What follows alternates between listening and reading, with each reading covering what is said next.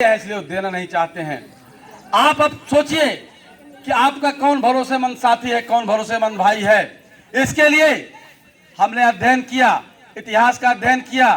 आप लोग 100-200 साल का इतिहास का अध्ययन करते हो तो उसमें आपको नकल बनाई गई है, उसमें आपको मिटा दिया गया है। देखिए मेरे भाइयों, अगर किसी की पैतृकता की पहचान करनी हो, भाइयों की पहचान करनी हो, तो उसके दो तरीके हैं। एक तो वल्दियत से पहचान होती है, दूसरे अब डीएनए से पहचान होती है।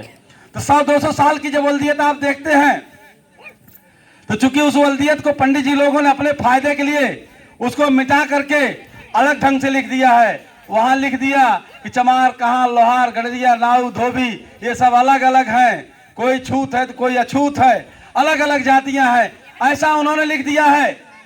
लेकिन हमने 2000 साल का इतिहास जब उल्टा, 2000 साल की खितौनी जब मैंने देखा, 2000 साल के पीछे मैंने जाकर के देखा तो पता चला कि लोहार, कहां, गड़रिया, नाऊ, धोबी, चमार, मलाह, ये सब एक ही पुरखे के औलाद हैं। मतलब इनके पुरखे एक हैं।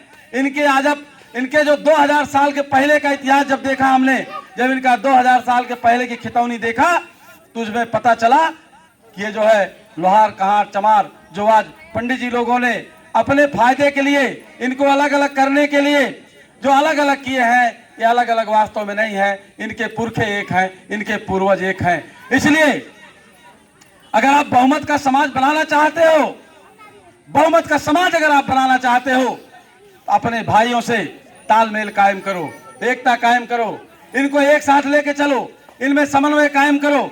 जब तक आप इनमें समन्वय नहीं कायम करोगे तब तक आप बहुमत का समाज नहीं बना सकते। सरकारें जाएंगी, लोग आते रहेंगे, लोग जाते रहेंगे, विधायक सांसद बनते रहेंगे, लेकिन आपकी कोई सुनने वाला नहीं है। आप अपने जात में नवाब बने रहो, अपने जात में तोप बने रहो, लेकिन आप गांव के प्रधानी भी नहीं जिता सकते।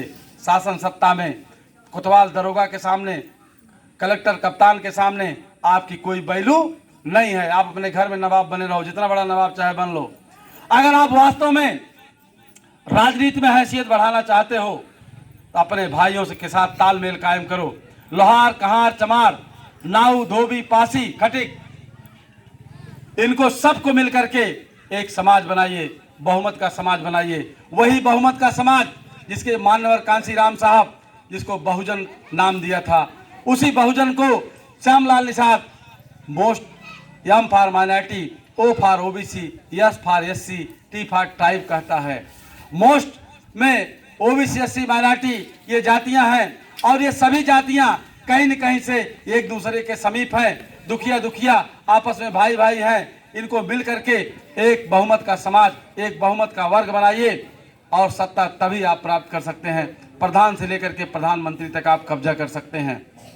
अदरवाइज आपके पास भाग को कोसने के अलावा, विधवा विलाप करने के अलावा, टहल टहल कर रोने के अलावा और कोई रास्ता नहीं है। अगर आप सरकार बनाना चाहते हो, सांसद विधायक बनाना चाहते हो, तो आपको लोहार, कहार, चमार, गड़रिया, इन सब में जो है एकता कायम करनी होगी। एकता कायम किए बिना और कोई दूसरा रास्ता नहीं है।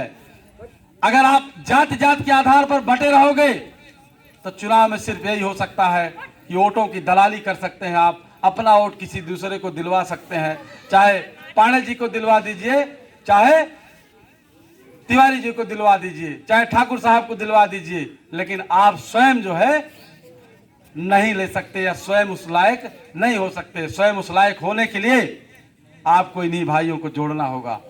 साथियों,